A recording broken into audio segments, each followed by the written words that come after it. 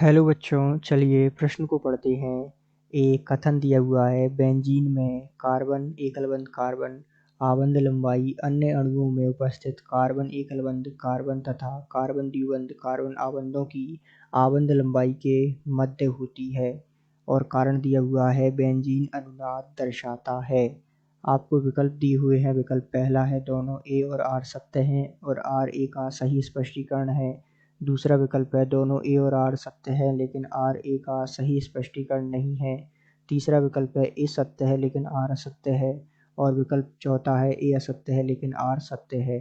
तो आइए बच्चों, मुख्य अवधारणा पर चर्चा करते हुए हम इस प्रश्न को विस्तार पूर्वक समझते हैं तथा इस प्रश्न को समझते हुए सही विकल्प का चुनाव करते हुए इन कथन तथा कारणों की सत्यता और असत्यता की जांच करते हैं। तो सामान्य रूप से जैसा कि हम जानते हैं कि ये जो हमें दिया हुआ है कथन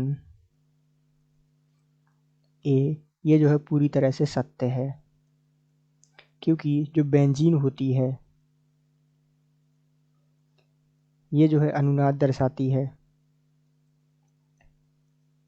तथा इस प्रकार इसमें जो है इसकी संरचना होती है जो है। जब इसका अनुनाद पूर्ण हो जाता है अर्थात तो हमें एक और संरचना प्राप्त होती है। इससे कुछ इस प्रकार की संरचना जो है प्राप्त होती है।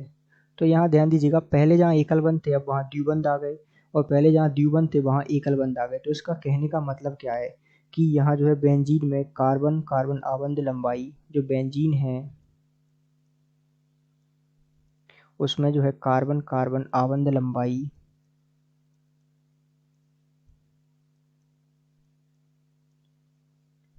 अन्य अणुओं में उपस्थित कार्बन कार्बन तथा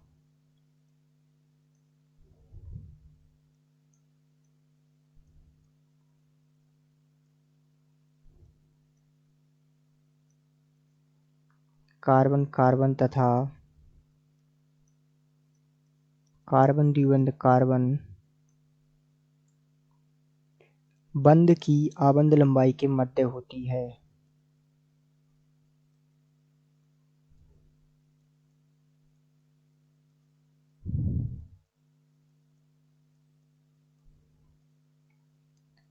मध्य होती है। इसका कारण है कि बेंजीन जो है अनुनाद दर्शाता है, इसका सीधा सा कारण है।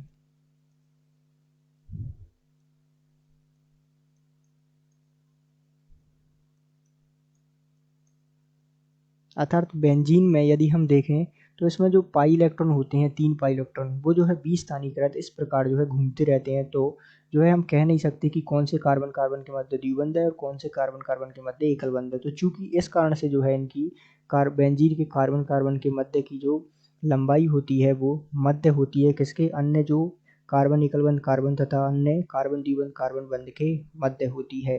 तो इस प्रकार जो है यहाँ इसकी प्रमुखता से हम समझ सकते हैं कि बेंजीन अनुनाद दर्शाता है। इस कारण से जो है बेंजीन में कार्बन एकल बंध कार्बन आबंध लंबाई अन्य अणुओं में उपस्थित कार्बन एकल बंध कार्बन तथा कार्बन द्विबंध कार्बन आबंधों की आबंध लंबाई के मध्य होती है। ये बात भी बिल्कुल सत्य हो गई और ये बात भी बिल्कुल सत्य हो गई।